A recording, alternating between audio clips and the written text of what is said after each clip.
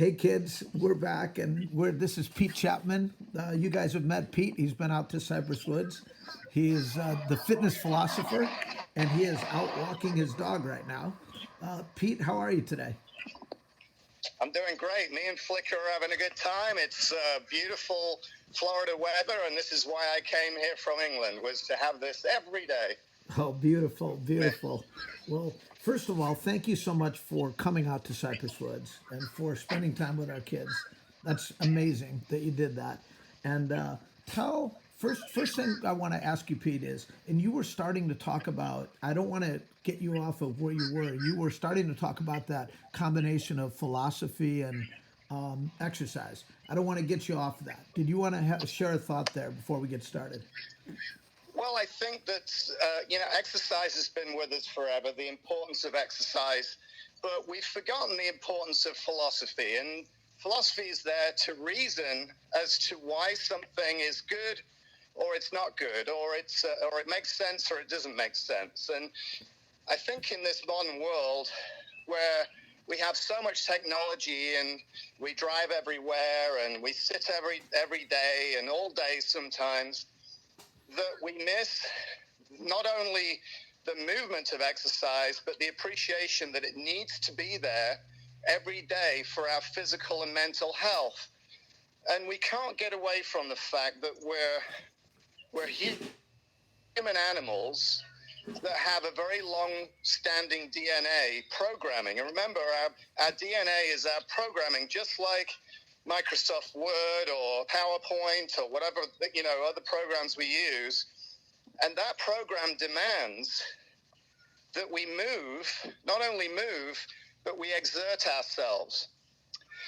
And PE, what's wonderful about PE, especially the way you do PE, is that that's made to be fun. And when you put it to music and you make it fun, then you look forward to doing it. So there's a lot of psychology and philosophy that goes behind exercise. Why would we do it? Why is it good for us? It's definitely a mental thing as well as a physical thing, but it needs to be there every day. And if we miss it, we really miss it, and our health really suffers for it. So that's why, getting into health, I was so interested in the psychology and philosophy of health, so that we all understand that this is needed, not just it's a nice thing to do and it's part of the school schedule, but it's absolutely vital for our health.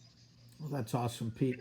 Pete, tell the kids a little bit about yourself. Tell us a little bit about your journey in life up until the point you are today, walking this dog and talking to us. And I know it's a long journey with lots of turns and twists. Well, we'll try and keep it to Hey, bullet no, points. make it as long. Don't leave anything out.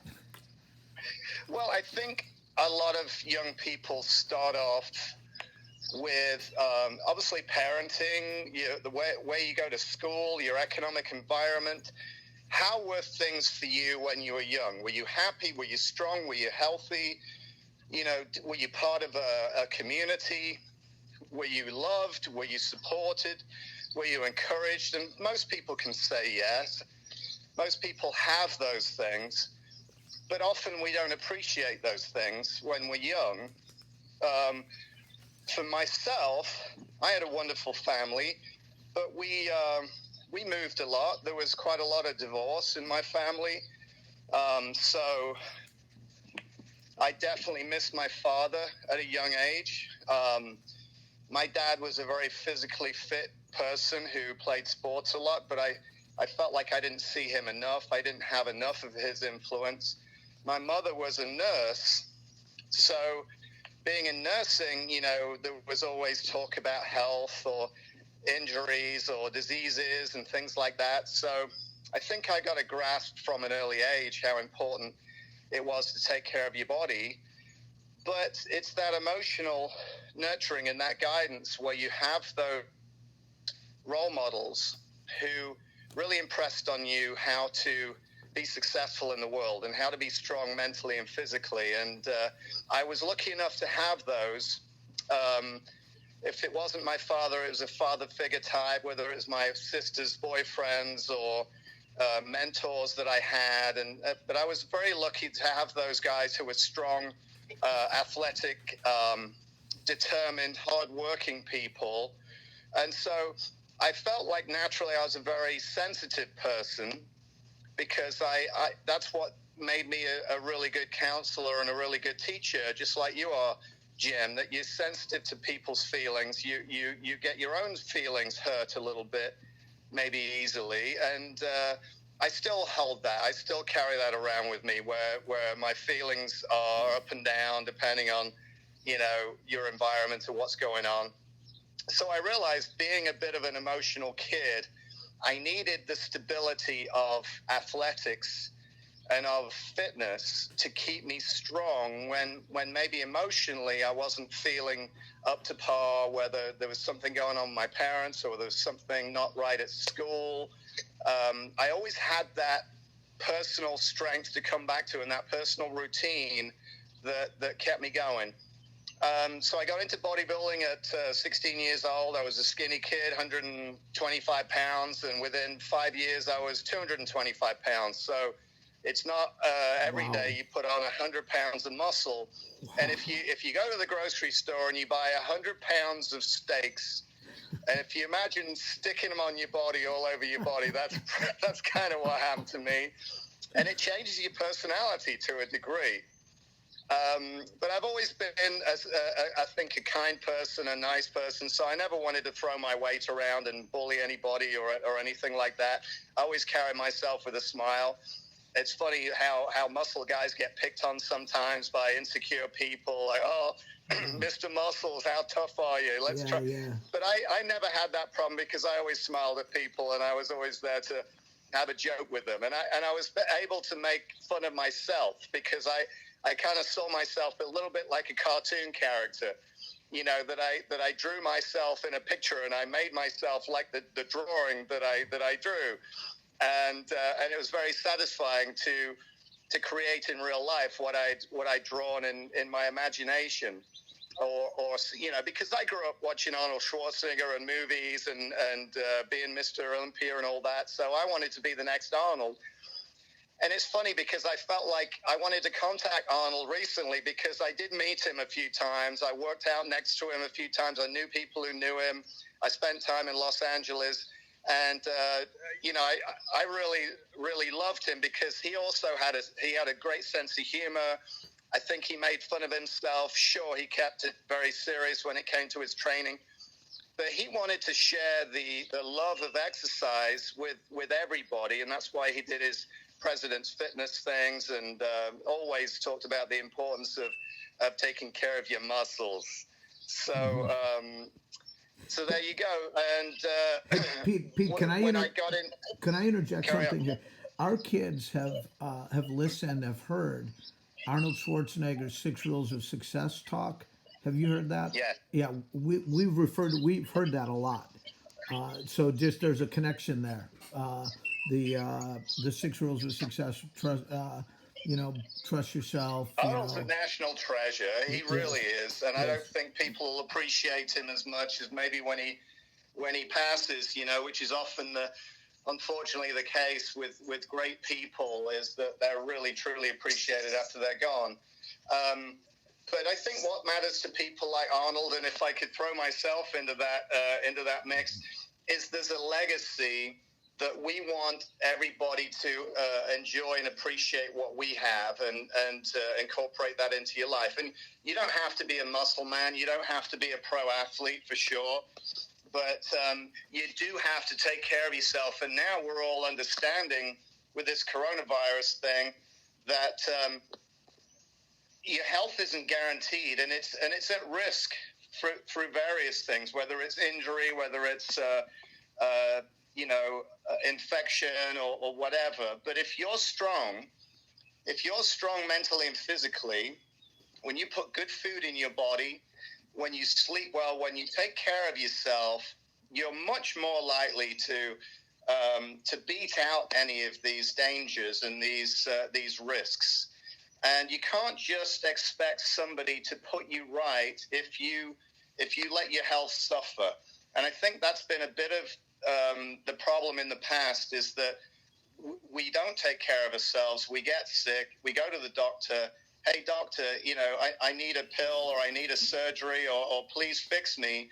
When really you should have fixed yourself, and you should have had that impressed on you from the beginning by your parents, by your teachers, by society, that there's nothing more important in your life than your health. Mm-hmm. And that's why PE is really the number one subject. And it's important to remember that the greatest teacher in history, one of them, a guy called Plato, you may have heard of him, and Plato had an academy. And in Plato's academy, he only taught 3 subjects. And it's funny because those 3 subjects covered every aspect of mind and body.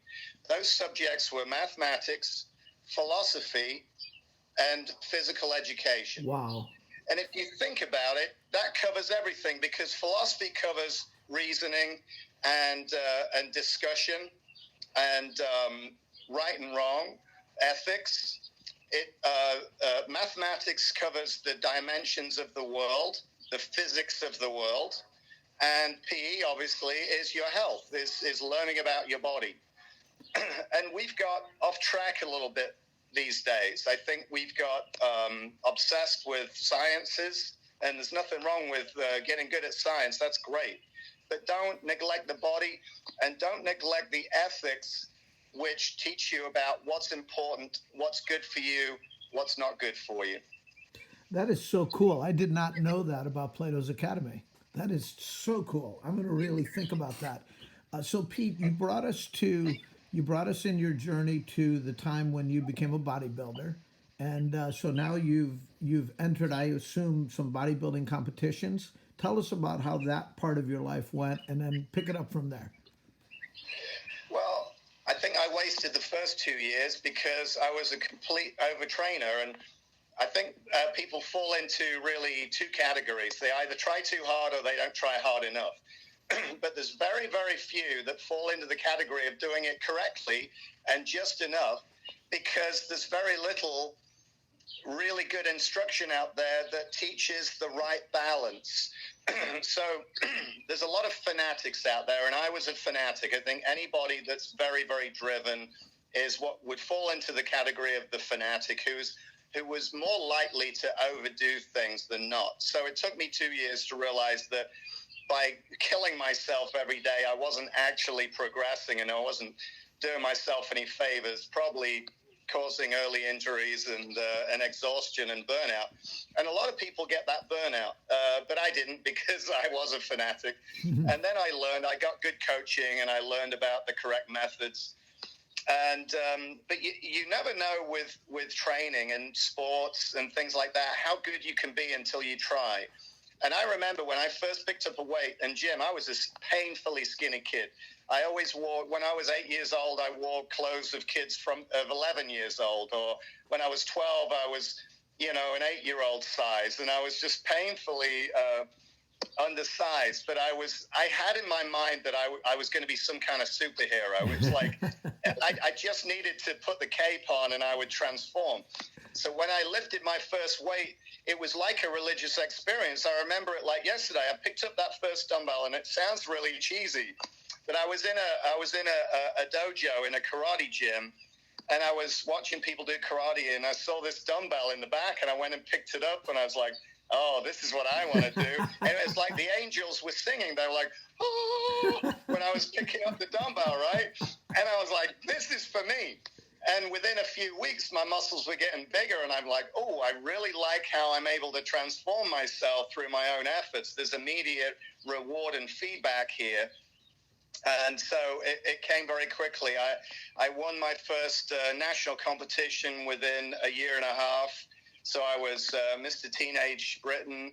I went on to the junior championships, and before long I was senior British overall champion, and I beat a number of previous Mr. Universes. So I do have the claim to fame that I beat about 4 Mr. Universes. Wow.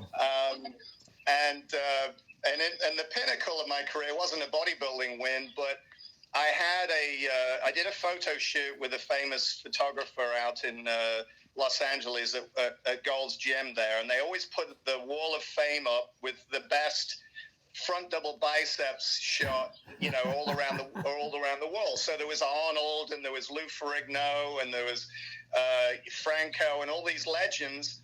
And this photographer said whenever anybody came in, they would single my arms out and say that I had the best arms they ever saw. And I was like, that's good enough for me. Beautiful. That is so cool. I'll take it.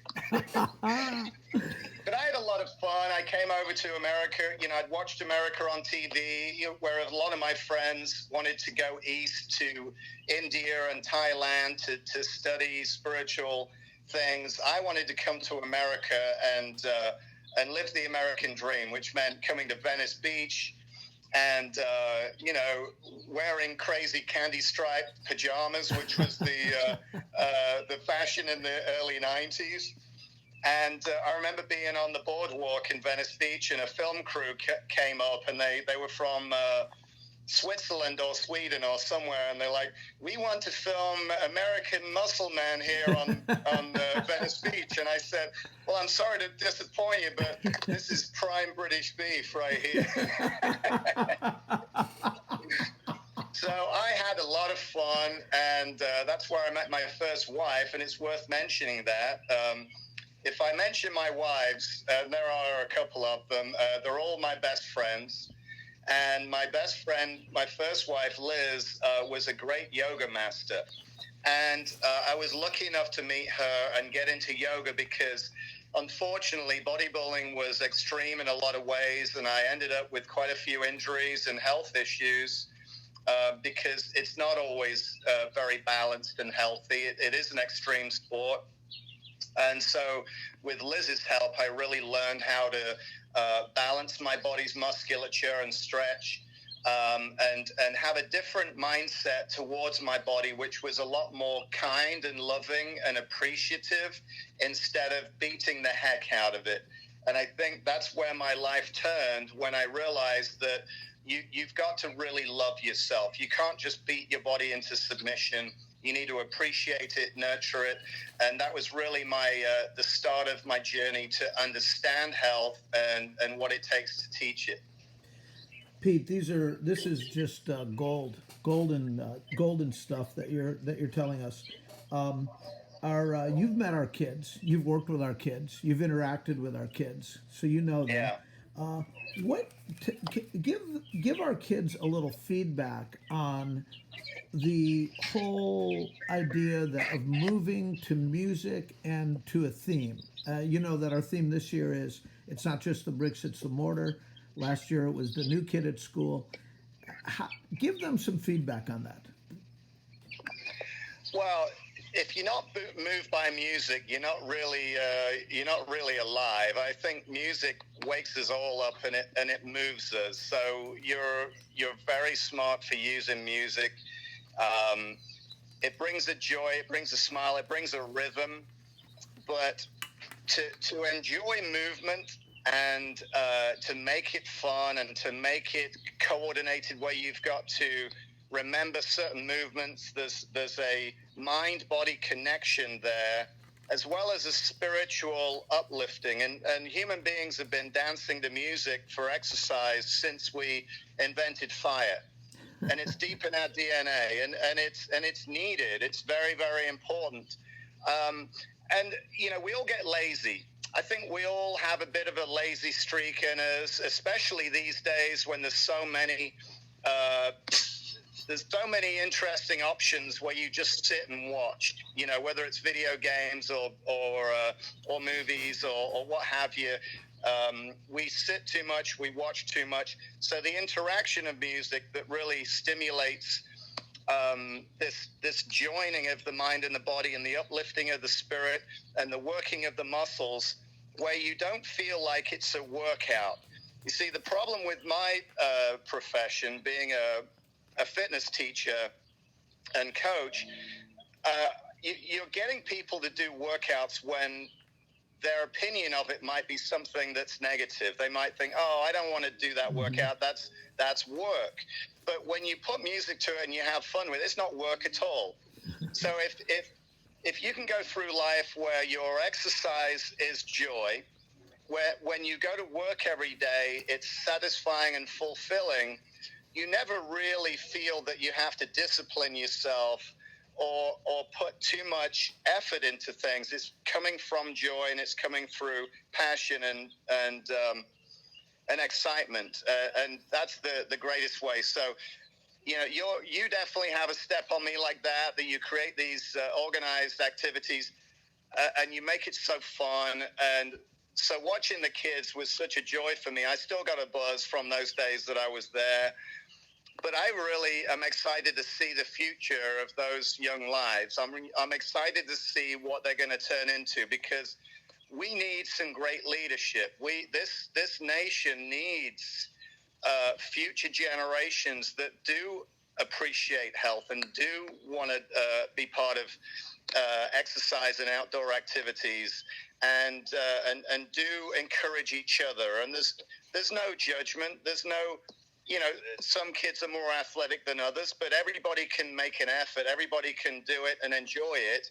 And that means everybody, not just the athletic kids, and the science and the music kids just sit in rooms and play with their instruments. Everybody gets out and does it, because that's human nature. Yes. And I think that's why it's wonderful what you do, because everybody's included and everybody's encouraged to do their best and encourage each other. There is no failure. There is no Yes. There is no pass and fail, is the Jim? As long No. as you show up and you just come with a bit of an attitude of, we'll give it a shot. Yes. Now, Pete, I know you've worked in schools and been exposed to schools and kids and learning environments. Have you seen a lot of this? Have you seen a lot of this big sort of Broadway production type exercise and the type of what we're doing here at Cypress? And what advice do you have for us along this line? Do you think we should keep with it? Well, I don't see much of it at all. In fact, schools are going backward in a lot of ways, where they don't even have playgrounds. Some schools. I mean, I think a lot of kids in inner city environments really struggle to get out and be fit and active, and teachers that may not have the time and energy themselves to put the work into creating these routines. So no, it's not that common. I think it should be. I think what you've created is a model that anybody can follow, and I'm sure you wouldn't mind if they just copied you. I would love it. And I'm sure that's what it's all about.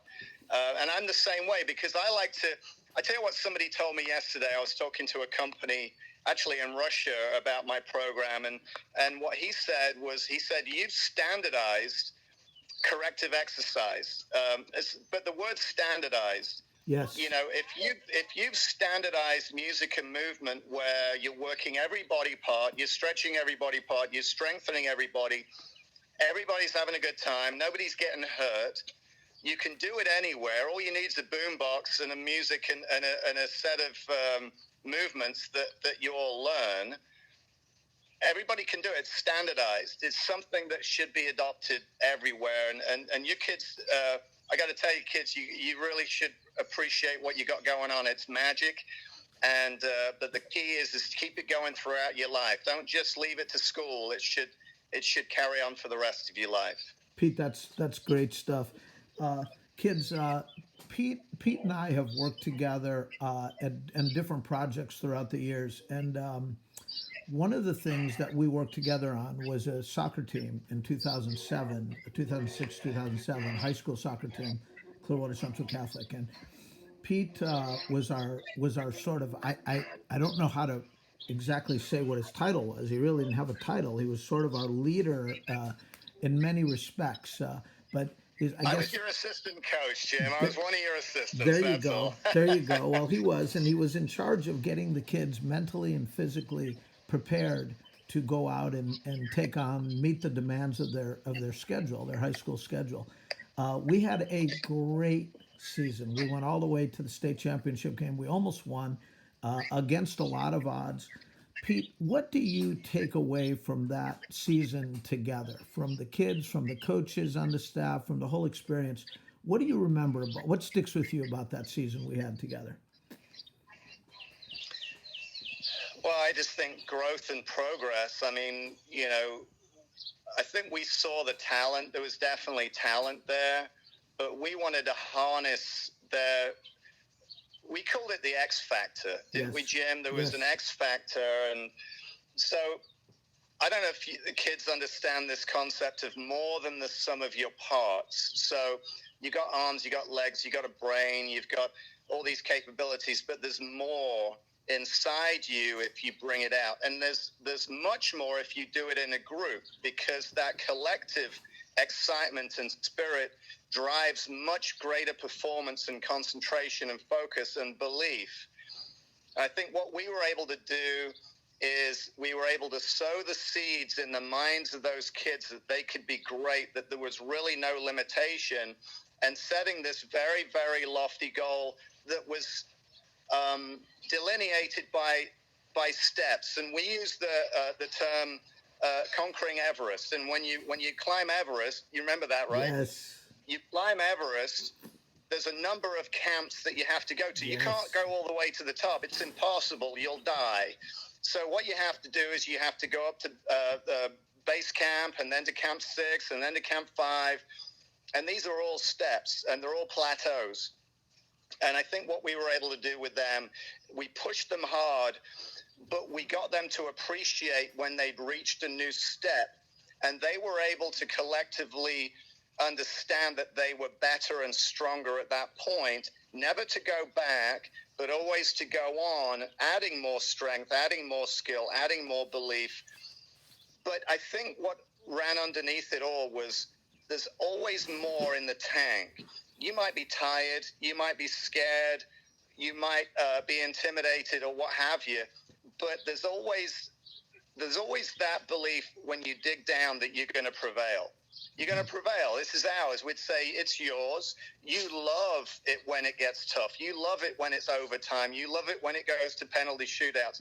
You love it even when you have a decision go against you, because you smile and you're like, I'll come back. It's all right. Yeah. I'll come back. So I think we established a physical toughness, but more importantly, a mental and emotional toughness, because there were a lot of hardships, there were a lot of setbacks, but the kids just smiled and they just kept pushing and kept believing, and we were unstoppable. It was a massive momentum that couldn't be stopped, and we were really only stopped by the refs in the final match, right, Jim? In fairness, I wouldn't disagree with that. Pete, if I haven't told you this before, it needs to be said. That was one of the most amazing coaching jobs that I have ever seen, of somebody that takes a group of kids and turns them into a group of super, I don't know what the right word is, super athletes. Kids, I'm going to tell you that Pete, on the first day of practice with these kids, he did something where he bends down on one leg and he goes all the way down to the bottom and then stands all the way back up. And he asked the kids to do it, and nobody on the team could do it. And Pete said to them, by the end of the year, every one of you will do this 10 times, not just once. And Pete, with that simple metric, that was genius, because you created a simple metric there that you could actually measure your progress on. But the way that you brought that team forward, I've not seen it. I've been a coach for 38 years. I've never seen anything like it. So congratulations to you for that. That was awesome.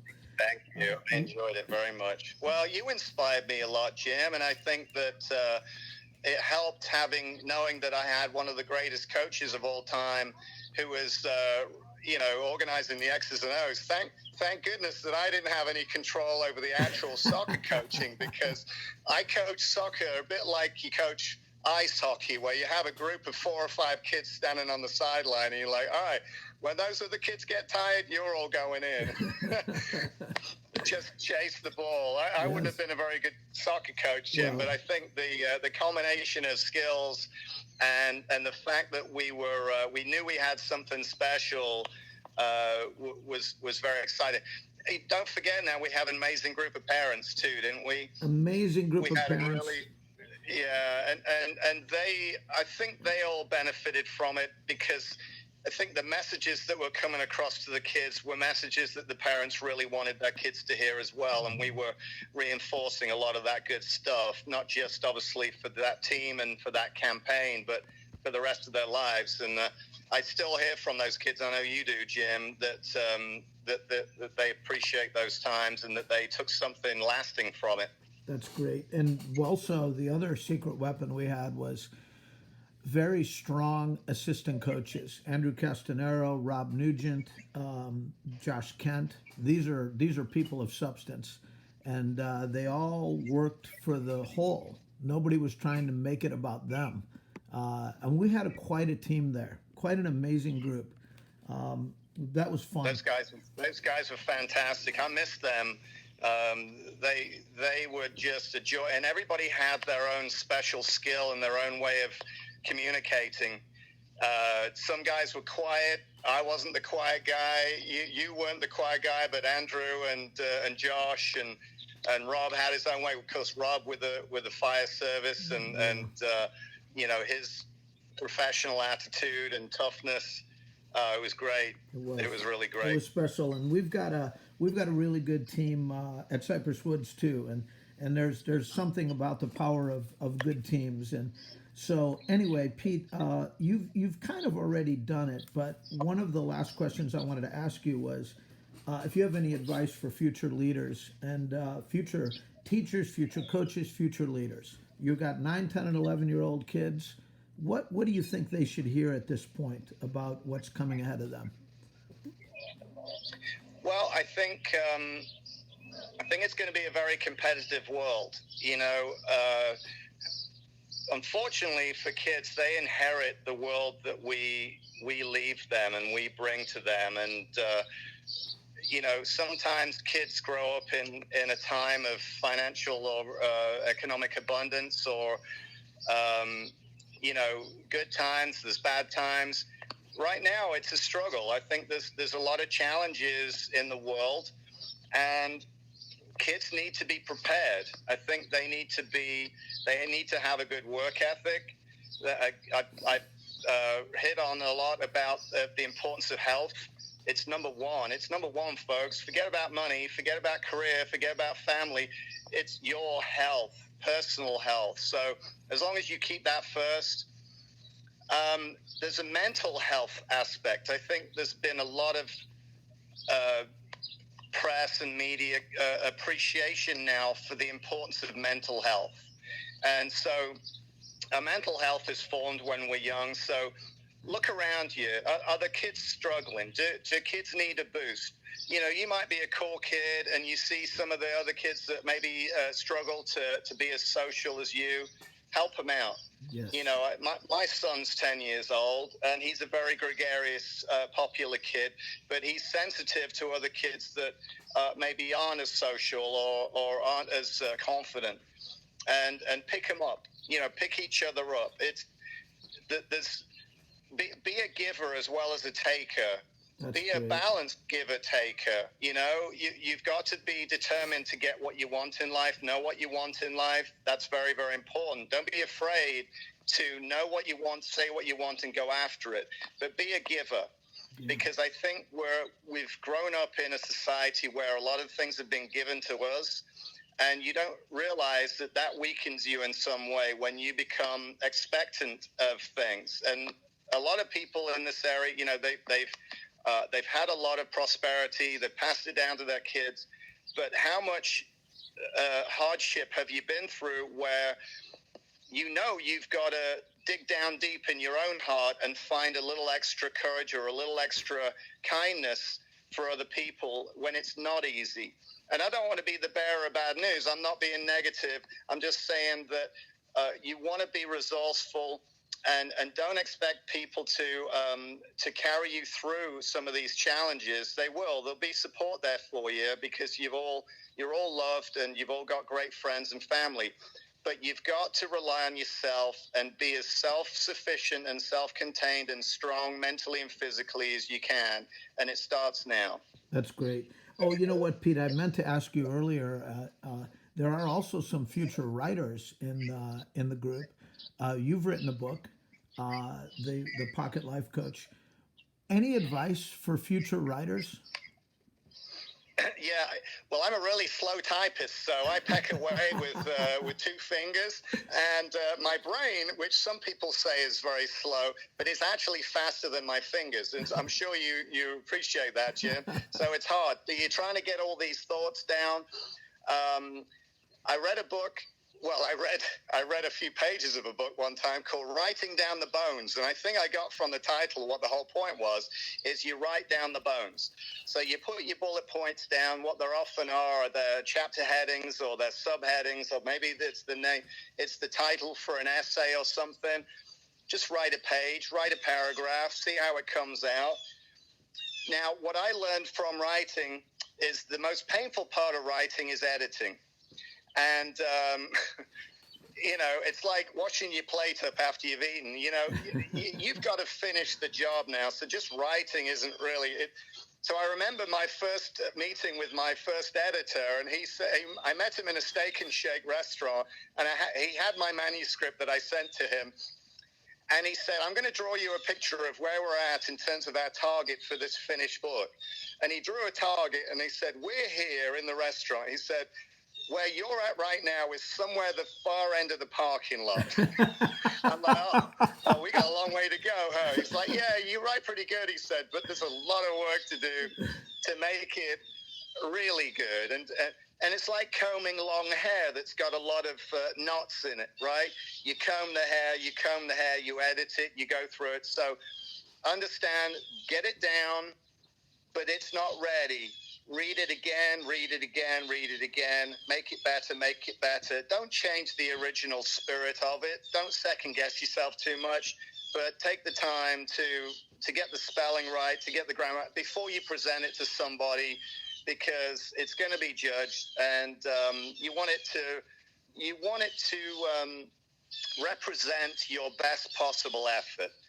But don't let that stop you writing. Start writing, get it down. But if you really want to present it as a manuscript or an essay, do that. But just get a little help with the editing, and it'll be a lot better. I'm lucky. I've got my wife is a fantastic editor, and she knows what I'm trying to say.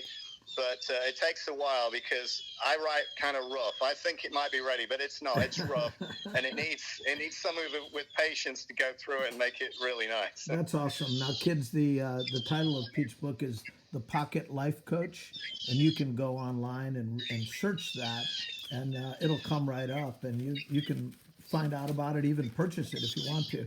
Pete, I understand. Actually, in the book, Jim, there's a chapter on the creative process, and I identify the 7 points of the creative process from the idea to the actual manifestation of that process, and understand that it's a recipe. And we use that recipe, Jim, in the team building, if you remember, because like anything, everything starts as an idea. And there's a long way from idea to the ideal physical representation of that idea. There's steps along the way. You decide whether it's a good idea. You go through the pros and cons. You come up with a plan. You get all the materials together. You shape it. You try it out. You test it, and you see if it's right. Those are the steps. And it never changes. And if you skip a step, just like any recipe, you're going to be skipping a very, very important point that needs to be part of that whole recipe. So I would recommend reading that. That's one of my favorite contributions is how that creative process works from idea to manifestation. That's great. That sounds like something very practical and functional that the kids can use. Well, Pete, let's call it a day here for today until the next time we see you out at Cypress Woods. And thank you so much for all this great wisdom. We really appreciate it. Oh, it's been great to be with you, Jim. I love you and everybody at the school there. And anytime you need me or I can provide a little bit of my crazy methods, I would love to do that. And please feel free to share the videos. that I have some videos that I'm going to send you, the 5-minute workout series, so that kids need to understand, even if you don't get out and play every day, you can still stretch, you can still strengthen yourself, and it only takes 5 minutes, but please don't sit all day. Don't, you've got to take care of yourselves. Just take care of the minimums as a foundation for every day, and those videos will help. I will definitely share those. I'll put those on our Microsoft Teams PE page. And that whole 5 minute idea, maybe we can come back and do another one of these interviews at some point, and we can dive deep into that, because I love that. You know who else loves that is the Eagle Man. He loves Oh yeah, that whole thing, and he started doing nice. it with the pre-K kids actually. And Yeah, that's great. it's That's all. great. Yeah, start with something minimal and then establish it as a consistent, and then build from that. But I think we set these lofty goals where we try to become Olympic champions and the president and things like that. What we don't set is, we don't set a floor of basic expectations. And that's what I've been doing these days, is setting that floor and saying, look, it's not much, but you can't do less than that. You can't do less than that and be healthy. Do you know what I mean? Yes. Like you've got to drink your water and get your sleep and eat your nutrition, but we're often doing less than we need to maintain our health and strength, and you can't do that. And sometimes, Pete, isn't it true that once you do set that minimum, you have in fact initiated a momentum process, Yes. and a Yes. flywheel has begun to turn a little bit. And then you get to Well, that you've minimum. created base level standards that are the foundation of your confidence. There you So go. you guys, you look around, sometimes you're confident. Confidence is up and down. But if you have a set of standards for your health and strength, your confidence will never go below a healthy operating point. Okay? You want to have that confidence and that strength that it's always got a decent level. Some days you're going to feel on fire. Some days you're going to be funny. Some days your voice is going to sound better. Some days you're going to run faster and you're going to get 100 out of 100. But it's on the days that you struggle, and we all have those days, that you've got to have a foundation of confidence and strength that you don't dip below. That's, Very important. that's awesome. Well, Pete, take care. All the best. All the best to your family, and let's stay in touch. Okay. Appreciate you, Jim. You too. Thanks for the interview. Thank you.